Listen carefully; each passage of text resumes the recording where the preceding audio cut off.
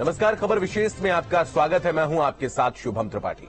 लोकसभा चुनाव को लेकर सभी दल अपने अपने तरीके से प्रयास में जुट चुके हैं। बीजेपी के राष्ट्रीय अध्यक्ष यूपी में पूर्वांचल से अपने रण की शुरुआत करने जा रहे हैं, जहां पार्टी का फोकस हारी हुई 14 सीटों और पसमानदा समाज पर होगा, तो वहीं समाजवादी पार्टी भी दौरों में जुटी हुई है। शिवपाल यादव पहले ही बलिया और आजमगढ़ में लोगों की नब्ज टटोल आए हैं। और बात कांग्रेस की करें तो कांग्रेस भी भारत जोड़ो यात्रा से उत्साहित होने के बाद हाथ से हाथ जोड़ो अभियान शुरू कर जनता से जुड़कर सियासी जमीन तलाश रही है। नड्डा का प्रण, जीतेंगे रण। आज हम मेहमानों के साथ इस विषय पर चर्चा करेंगे, लेकिन उससे पहले एक खास रिपोर्ट आपको दिखाते हैं।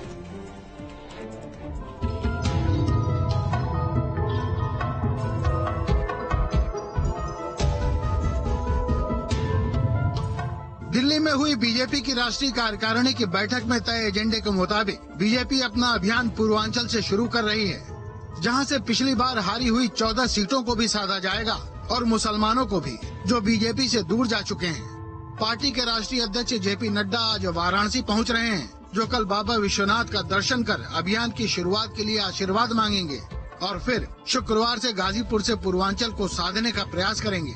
इसके बाद गृह मंत्री अमित शाह का भी दौरा होगा। हारे हुए बूथों पर पार्टी ने सांसदों को, विधायकों को केंद्रित किया है। ऐसे संसदीय क्षेत्र जहां पिछली बार हार मिली थी, वहां केंद्रीय मंत्रियों को लगाया था। अब उसके बाद देश के शीर्षस्थ नेताओं का प्रवास भी उन संसदीय क्षेत्रों में हो रहा है। मोदी के जीत के मंत्र को ध्यान में रखते हुए बीजेपी का फोकस मुसलमानों पर, खास तौर पर पसमानदा समाज पर है, जो पहले विपक्ष के कोर वोटर हुआ करते थे। बीजेपी अपने सोशल इंजीनियरिंग में गैर यादव, ओबीसी और गैर जाटव अनुसूचित जाति को पहले ही शामिल कर चुकी है।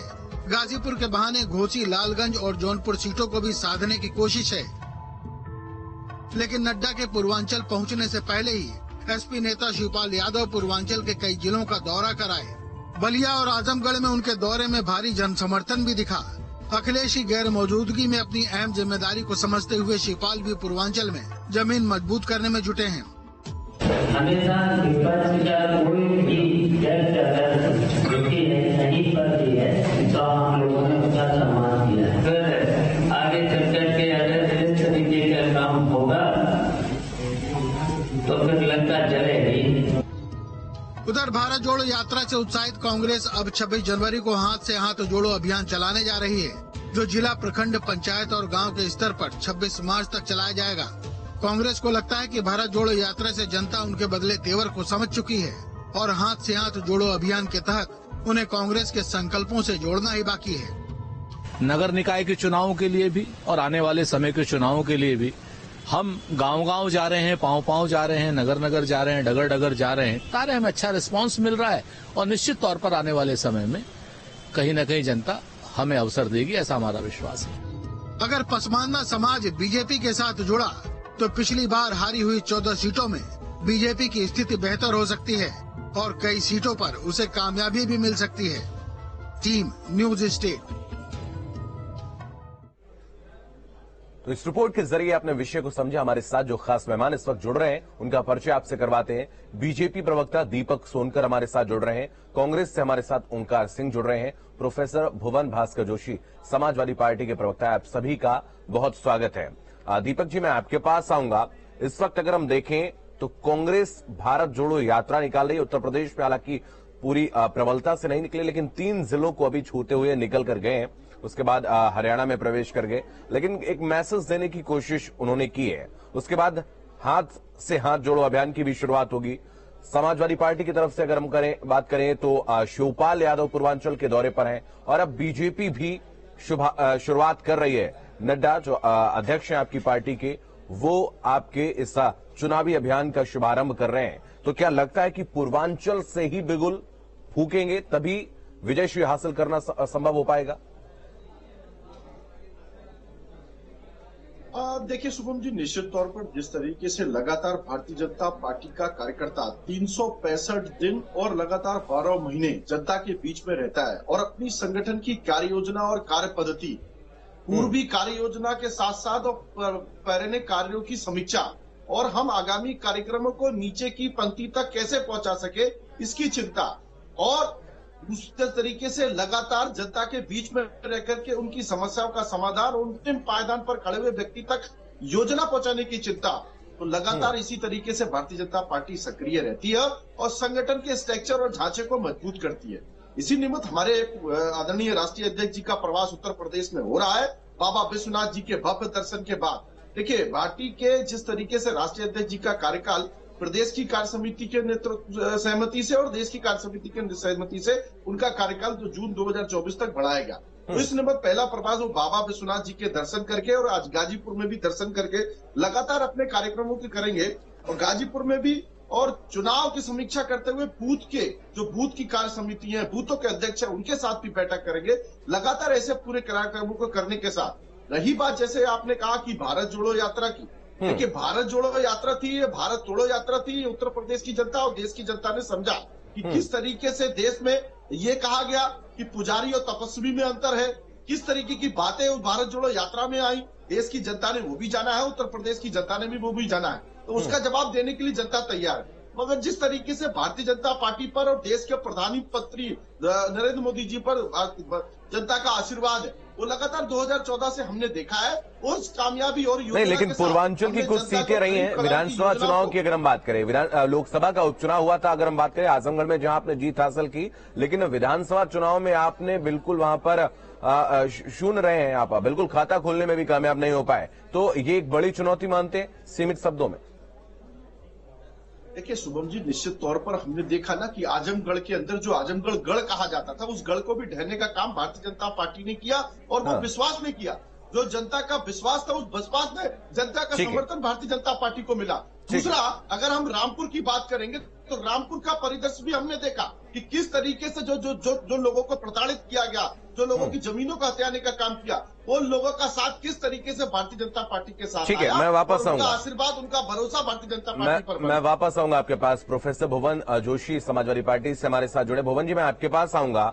बीजेपी प्रवक्ता को आपने सुना, पूर्वांचल का ये जिक्र कर रहे हैं, पूर्वांचल की बात कर रहे हैं। दूसरा एक सवाल जो जब इस कार्यक्रम की शुरुआत कर रहे थे, हमने उसमें जिक्र किया था कि पसमानदा मुसलमानों पर बीजेपी की नजर है और उपचुनाव में उनके जो सम्मेलन करवाया उसका फायदा भी भारतीय जनता पार्टी को मिला है। और अगर हम बात करें तो ट्रेडिशनल वोटर्स आपके मुस्लिम माने जाते हैं। विधानसभा चुनाव में अगर हम देख लें तो लगभग 99% जो वोट है वो आपके साथ गया था। तो ऐसे में क्या बड़ी चुनौती है? आयुष जी, कोई भी जो चुनाव जीता जाता है उसके लिए कार्यकर्ता और नेताओं का जो मनोबल है वो बड़ा होना चाहिए। निश्चित तौर पे कहना चाहता हूँ, जो मैनपुरी का चुनाव का परिणाम था, खतौली का चुनाव का परिणाम था, उसने उत्तर प्रदेश की दिशा और दशा को तय कर दिया है। और आज जो हम जा रहे हैं लोगों के बीच में, कार्यकर्ताओं के बीच में, हमारे नेता माननीय अखिलेश यादव जी स्वयं जाके जिले के कार्यकर्ताओं की से मिल रहे हैं और निश्चित से तौर पे कहना चाहता हूं कि जो कार्यकर्ता पहले से ही उत्साह में लबोलब है और अपने नेता को पाकर अन्य नेता भी जा रहे हैं, जैसे कि आप टीवी चैनल के माध्यम से दिखा रहे हैं, आदरणीय शिवपाल जी भी जा रहे हैं, तो अन्य नेताओं के जो दौरे भी लग रहे हैं, उससे कार्यकर्ताओं में उत्साह में लबोलब है। और निश्चित तौर पे हमारे नेता माननीय अखिलेश यादव जी ने कहा है, जो मैनपुरी का जो मॉडल है वही देश और देश की दिशा और दशा तय करेगा। और आज आपको बताना चाहता हूँ मैनपुरी का मॉडल क्या है। मैनपुरी का मॉडल है सौहार्द का, मैनपुरी का मॉडल है गंगा जमुना तहजीब का, मैनपुरी का मॉडल है विकास का, और मैनपुरी का मॉडल है नफरत की राजनीति के अंत का। चलिए, ये देखने वाली बात होगी कि जिस बात का आप जिक्र कर रहे हैं, नफरत की आप बात कर रहे हैं, जनता उसको कैसे देखती है। ओंकार सिंह कांग्रेस के प्रवक्ता हमारे साथ जुड़े हुए हैं। ओंकार जी, मैं आपके पास आऊंगा। सवाल यह है कि भारत जोड़ो यात्रा से कहीं ना कहीं एक स्फूर्ति जरूर आई है, एक मैसेज जरूर गया है कि कांग्रेस के बारे में एक जो अवधारणा लोगों ने बना ली थी और उत्तर प्रदेश के विधानसभा चुनाव से जो परिणाम रहते उसमें आप एक तरीके से शून्य पर चले गए। तो कहीं ना कहीं एक चेतना जरूर आई है, लेकिन उत्तर प्रदेश में अभी बहुत प्रबल यात्रा नहीं रही है। कैसे इसको देखते हैं, क्या कुछ आगे होने वाला है? और जो आपका पारंपरिक मतदाता रहा है, मुस्लिम वोटर्स की बात करें, एक समय हुआ करता था, वो पूरी तरीके से अब आपके साथ में नहीं है। आपके साथ ब्राह्मणों का एक जो सवर्ण वोटों का एक बड़ा प्रतिशत रहा करता था, वो भी आपके साथ नहीं है। तो कैसे ये बड़ी चुनौतियां, इनको कैसे हैंडल करेंगे, जहां एक तरफ पूर्वांचल पर सबकी नजर है? देखिए शुभम भाई, कांग्रेस ने कभी किसी वोट बैंक को लेकर वोट की राजनीति नहीं की, सबको लेकर चलने के साथ की। और भारत जोड़ो यात्रा का जो मकसद था वो पूरी तरह से हमारा सफल होता हुआ नजर आ रहा है। प्रधानमंत्री जी को विवश होना पड़ा ये कहने के लिए अपने कार्यकर्ता सम्मेलन में कि वोट की चिंता छोड़ के समाज के हर वर्ग को जोड़िए। ये हमारी भारत यात्रा का सबसे बड़ा मूल मंत्र जो है वो हमें उन्होंने पकड़ा है, और हम इसके लिए उनकी तारीफ भी करेंगे कि कम से कम वो समझ में उनकी आया कि इस देश में एकला चलो की राजनीति नहीं हो सकती है, सबको लेके ही चलने की राजनीति हो पाएगी। किसी को डरा के आप राजनीति नहीं कर सकते हैं, इसलिए उन्होंने सोचा कि अब इस पर काम करना चाहिए। तो हमारी यात्रा सफल हो रही है। हम किस तरह से अपनी रणनीति बनाएंगे ये आने वाला समय बताएगा। हाथ से हाथ जोड़ो कार्यक्रम हमारा शुरू होने वाला है। हम गांव-गांव जाएंगे, सबके घरों पे जाएंगे, सबको सरकार की जो कमियां हैं उसको बताएंगे। हम यही चाहते हैं कि चुनाव जाति और धर्म पर न लड़ा जाए। चुनाव जब भी लड़ा जाए वो हमेशा उस पर लड़ा जाए कि सरकार क्या कर रही है और आगे क्या करेगी, और विपक्ष जो है वो बताएगा कि सरकार ने या क्या कमियां की हैं, क्या गलतियां की हैं, जिससे आज हम इस दशा में पहुंचे हैं और हमारी स्थिति क्या हो रही है। हम भले ही आप ये बात कहें कि जाति और धर्म पे इतना चुनाव लड़ा जाए ना, आपका मैसेज जाए, लेकिन अगर हम देखें धार्मिक ध्रुवीकरण का एक बड़ा आरोप आपके ऊपर लगता है। 2014 में भारतीय जनता पार्टी की सरकार बनने के पीछे की एक वजह ये भी रही है। नहीं, हमारे ऊपर धार्मिक ध्रुवीकरण का अगर ये तो बनाने का तरीका होता है, हम कभी धार्मिक ध्रुवीकरण नहीं करते। और हम हमेशा से जो भी कमजोर तबका होता है उसकी रक्षा करने के लिए, उसको ताकतवर बनाने के लिए हमेशा प्रयास करते रहते हैं। उसी का कारण है कि आज आरक्षण इस तरह से लोगों में मिल रहा है, और जो दलित का आरक्षण है, जो चाहे वो बैकवर्ड का आरक्षण हो, ये सारी चीजें हो रही हैं। तो फिर क्या वजह रही कि जनमत आपके साथ नहीं रहा? कुछ हमारी कमियां रही होंगी, हमारे काम जनता को नहीं पसंद आए होंगे। जो पसंद नहीं आए होंगे हम उस पर अध्ययन कर रहे हैं, और हम अब फिर दूसरे तरीके से जाएंगे जनता के बीच में। उसके बाद जब हम हारे हैं, हारने के बाद भी हम कई राज्यों में अपनी सरकार बनाए हैं, तो ऐसा नहीं है। तो ये सब चलता रहता है। जनता जब देखती है कि अब परिवर्तन चाहिए, तो चाहे आप अच्छा करें चाहे खराब करें, जनता परिवर्तन कर देती है। और जनता आज समझ में है कि अब परिवर्तन होना चाहिए। अब वो ये देख रही है बेस्ट कौन है, उसके हाथ में सत्ता की बागडोर देगी। क्योंकि आज स्थिति क्या है कि रुपया जो है 80 के पार हो गया है, महंगाई चरम सीमा पर पहुंच रही है, बेरोजगारी चरम सीमा पर पहुंच रही है, उद्योग धंधे 2-3 परिवारों के पास रह जा रहे हैं, जिसकी वजह से एमएसएमई वर्ग खत्म हो रहा है, अब बेरोजगारी बढ़ रही है। तो हम इन सब चीजों को जनता को समझाएंगे और जनता को बताएंगे, ताकि वो इस चीज से सचेत हो और आने वाले समय में अब कि वो भारतीय जनता पार्टी के खिलाफ वोट करें। ठीक है दीपक जी, मैं आपके पास आऊंगा। जैसा कि ओंकार जी ने कहा कि धार्मिक ध्रुवीकरण का जो आरोप लगता है वो गलत लगता है, और वो सर्वधर्म सर्वजाति समभाव की बात करते हैं। शुभम जी हमारे अपने भाई हैं, मगर ओंकार जी, मगर एक बात मैं जरूर कहूंगा कि अगर धर्म की बात नहीं करते, सत्ता के चाव पाने के लिए मंदिरों में जाने का, दर्शन का काम करते हैं। दूसरा, हिंदू और हिंदुत्व की तुलना अलग करते हैं। तीसरा, पुजारी और तपस्वी की तुलना अलग करते हैं। तो ये क्या है? ये धर्म की राजनीति को जोड़ने का काम, उस तरीके से धर्म के नाम पर लोगों को बहकाने का काम। मगर आज देश की जनता, प्रदेश की जनता ये जानती है कि जो सुविधाएं और जो योजनाएं देने का काम करेगा, किसने हमको भ्रष्टाचार से लिप्त ऐसे अपराधियों को संरक्षण देने का काम किया, किसने माफियाओं को संरक्षण देने का काम किया, किसने बड़े बड़े घोटाले करने का काम किया, ये जनता ने आज देखा है। और जनता ये भी देख रही है कि देख करके किसने हमको योजना से जुड़ने का काम किया, किसने गरीब कल्याण की योजना गरीबों तक पहुंचाने का काम किया, किसने गरीबों को छत से आवास देने का काम किया, किसी ने गरीबों पर अंतिम पायदान पर खड़े व्यक्ति को योजना से जोड़ने का काम किया, किसने से अंतिम जाति के व्यक्ति को सशक्त बनाने का काम किया। ऐसे सारी योजनाओं को देखकर जनता देख रही है कि देश के अंदर ये बड़ा बदलाव कैसे दिख रहा है और प्रदेश के अंदर ये बड़ा बदलाव कैसे दिख रहा है, ये प्रदेश की जनता महसूस करती है। उसी नाते से देश के प्रधानमंत्री ने जिस तरीके से भारत देश के विकास को बदलाव में खड़ा किया है, उसी जनता का विश्वास और भरोसा देश के प्रधानमंत्री नरेंद्र मोदी जी के साथ है। और उनके विजन और मिशन को एक्शन में बदलने का काम लगातार किया जा रहा है, और जनता के हर हित पर चिंता करने का काम देश के प्रधानमंत्री जी कर रहे हैं। फिर ऐसी क्या वजह रही थी कि लोकसभा में जो सीटें आप हारे हैं, हालांकि अब उनको भी जीतने की कवायद और प्रमुखता से उन सीटों पर नजर आपकी बनी हुई है, क्या वजह रही थी? देखिए, कहीं ना कहीं जिस तरीके से जो सीटें हम लोग हारे हैं उसकी समीक्षा भी हमने की है और हमारी फोकस भी इस बार उस बूथों पर है जिन बूथों पर हम लोगों ने हार मिली। हमने किस कारण से कि उस बात की समीक्षा भी करें और निश्चित तौर पर आज जो भरोसा हम लोगों के साथ कामयाब हो रहा है और हर समाज का नेतृत्व भारतीय जनता पार्टी के साथ बढ़ रहा है, ना जाति ना धर्म, सबका साथ, सबका विश्वास, सबका प्रयास, सबके विश्वास के साथ भारतीय जनता पार्टी अपने आगे कदम बढ़ रही है और उन बूथों पर भी हमने हिस्सा पर हारी है। निश्चित तौर पर उत्तर प्रदेश के अंदर और देश के अंदर हर बूथ पर जीतने का काम भारतीय जनता पार्टी करेगी। ठीक है ओंकार जी, मैं आपके पास आऊंगा। जैसा कि लगातार दावा कर रही है बीजेपी की 80 की 80 सीटें हम जीतेंगे और खासतौर पर पूर्वांचल की ओर इस वजह से ज्यादा जोर भारतीय जनता पार्टी का है, तो वो 80 सीट जीतने का दावा कर रहे हैं और आपकी आखिर क्या रणनीति है, कब आप नजर आएंगे? चूंकि बीजेपी के बारे में तो लगातार दावा भी कहा जाता है, राजनीतिक पंडितों का भी ये कहना है कि 365 दिन चुनावी मोड में रहते हैं। दीपक भाई ने बड़ी अच्छी बात कही। जो पुजारी और तपस्वी में अंतर नहीं उनको मालूम।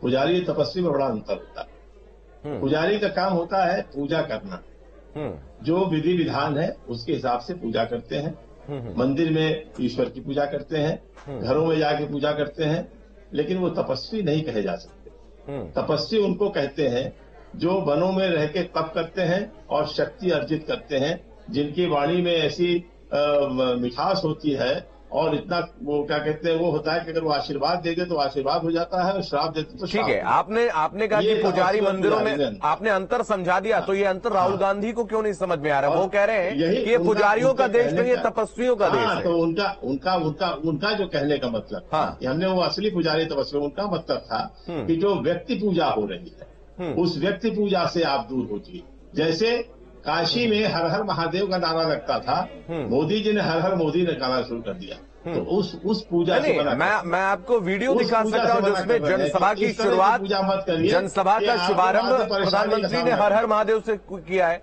आपने भी वो वीडियो देखा होगा।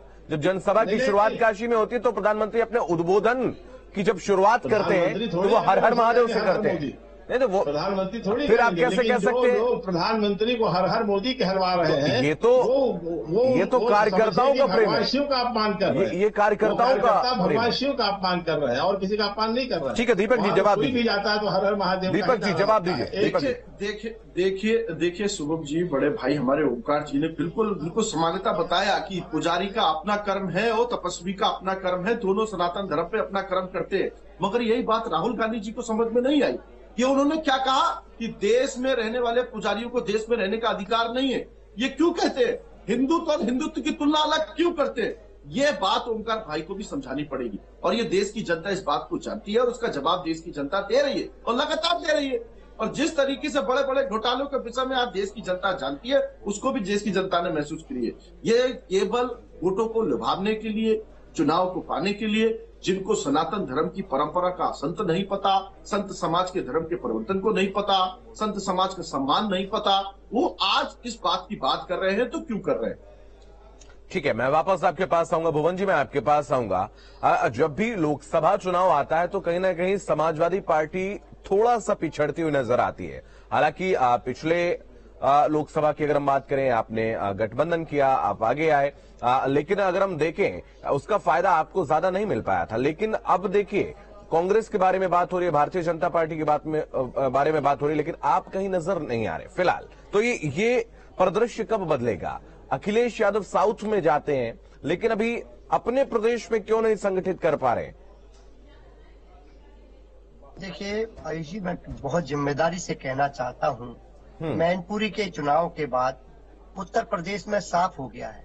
कुछ तो 22 के चुनाव में हो गया था, लेकिन मैनपुरी के उपचुनाव के बाद बहुत क्लियर हो गया है कि भारतीय जनता पार्टी की नफरत की राजनीति का कोई अंत कर सकता है तो राष्ट्रीय अध्यक्ष माननीय अखिलेश यादव और समाजवादी पार्टी कर सकती है। और रही बात जो हमारे राष्ट्रीय अध्यक्ष, अभी आपको पता होगा विधानसभा में भी नेता प्रतिपक्ष है, सड़क से लेकर सदन तक और कार्यकर्ताओं के बीच में स्वयं जाने का काम पूरे देश में अगर कोई कर रहा है तो हमारे राष्ट्रीय अध्यक्ष माननीय अखिलेश यादव जी करते हैं।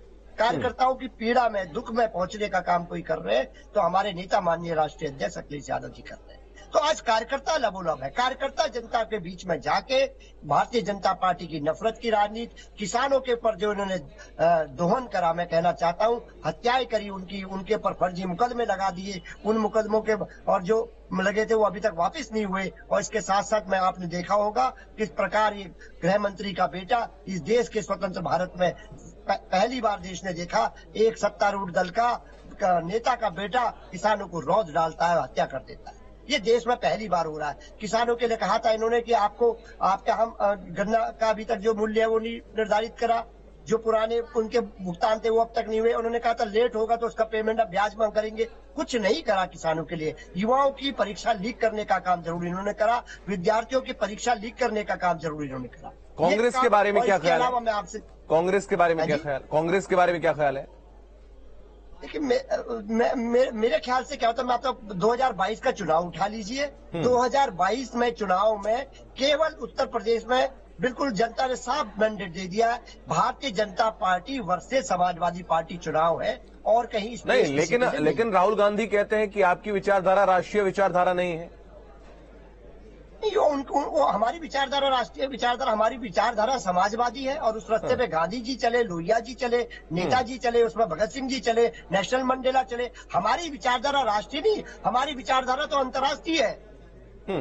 तो राहुल गांधी के बारे में फिर क्या कहना है? जब वो कह रहे कि आपकी स्वीकारोक्ति है ही नहीं, आपको राष्ट्रीय स्तर पर कौन स्वीकारेगा? देखिए मैं इतना जरूर कहना चाहता हूं, इस देश का नेतृत्व कौन करेगा इस समय समय पर देश ने तय करेगा। चंद्रशेखर जी के बारे में आपको पता होगा, अपनी पार्टी के एक बार सांसद थे, लेकिन जब देश ने तय कर दिया तो वो प्रधानमंत्री बन गए। इस देश में प्रधानमंत्री कौन बनेगा देश तय करेगा। ठीक है, ये देखने वाली बात होगी। दीपक जी मैं आपके पास आऊंगा। स्पष्ट यहाँ पर तीसरे मोर्चे की थोड़ी सी भनक नजर आ रही है। क्या कुछ होगा अभी, चूंकि चुनाव दूर है तो ये देखने वाली बात होगी। क्या कुछ यहाँ पर मुश्किल हो सकती है आपके लिए?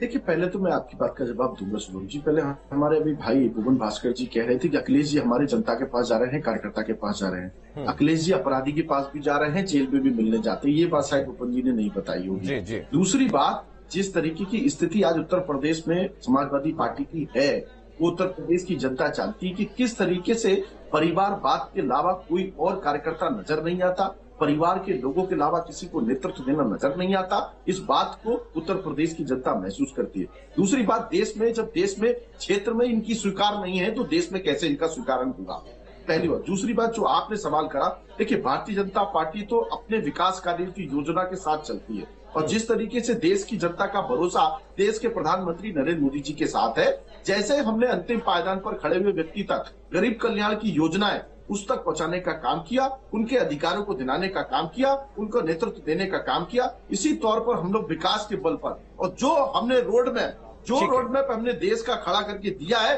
जो हमने विजन और एक्शन देश में बदलने का काम किया है, चाहे वो मिशन से लेकर के हो, उस तरीके से भारतीय जनता पार्टी आगे बढ़ रही है और निश्चित तौर पर ये भरोसे के साथ देश के अंदर होने वाले चुनाव में हम 80 में से 80 सीटें जीतने जा रहे हैं। ठीक है, बहुत धन्यवाद दीपक जी आपका हमारे साथ जुड़ने के लिए, ओंकार जी आपका हमारे साथ जुड़ने के लिए, भुवन जी आप तीनों का जुड़ने के लिए बहुत बहुत धन्यवाद। इस खास कार्यक्रम में फिलहाल इतना ही। तो नड्डा का प्रण इस वक्त है कि